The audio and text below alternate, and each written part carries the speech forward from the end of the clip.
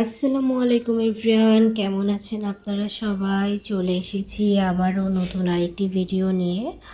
তো আমি আজকে শুরু করছি প্রথমেই সকালের নাস্তা দিয়ে। তো আজকে সকালের নাস্তা হচ্ছে বাহিরের থেকে আনা হয়েছে, বাসায় বানানো হয়নি। তো ফ্লেভার্স থেকে এখানে চিকেন পরোটা আনা হয়েছে। তারপর এখানে হচ্ছে যে পিৎজা। আসলে ওদের পিৎজাগুলো একটু ডিফারেন্ট টাইপসের হয়, মানে ওদের একটা পিৎজা স্লাইসই পুরো একটা পিৎজার সমান। তো এখানে দুইটা পিৎজা স্লাইস আনা হয়েছে, যেহেতু এতগুলো কেউ খাবে না বাসায় আনলে। আর এখানে হচ্ছে চিকেন পরোটাগুলা গরম গরম আম্মু হচ্ছে ট্রেতে রাখতেছে একটা একটা করে।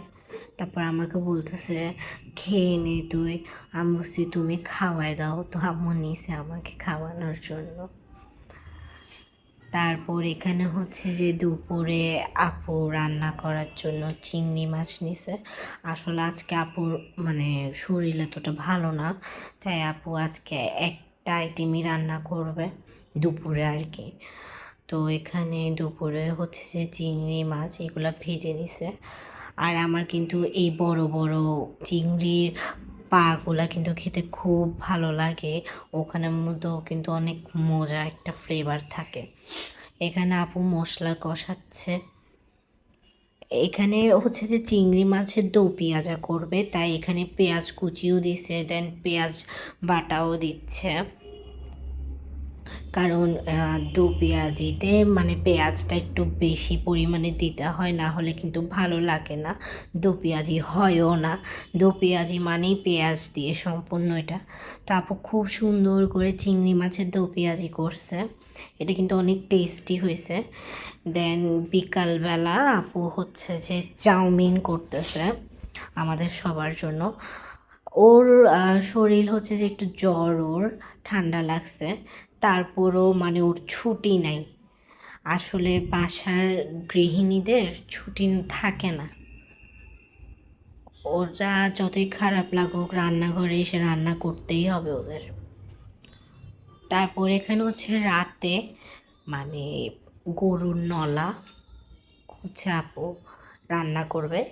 এটা তো যখন রান্না করা হয় তখন তো খাওয়া যায় না, এর পরের দিন খেতে হয়, কারণ পুরাটা সময়টা লং টাইম ধরে এটা চুলাতে জাল করে রাখতে হয়, তাহলে এটার টেস্টটা পাওয়া যায়। তো আপু এখানে মশলা দিচ্ছে, পেঁয়াজ কুচি দিয়েছে, তারপর এখানে গরম মশলাগুলো দিয়েছে, তারপর এখানে টক দই দিচ্ছে, যা যা দেওয়ার প্রয়োজন আর কি সব দিচ্ছে। আপুর হাতের রান্না কিন্তু খুবই ভালো লাগে, ও যাই রান্না করে তাই অনেক মজা লাগে আমাদের থেকে অনেক, কারণ ও আসলে খুব মজা করে রান্না করে, মাশাল্লাহ আল্লাহুম্মা বারিক। তারপর এখানে হচ্ছে চুলাতে দিয়ে দিছে আর এটার প্রসেসিং শুরু হয়েছে আস্তে আস্তে।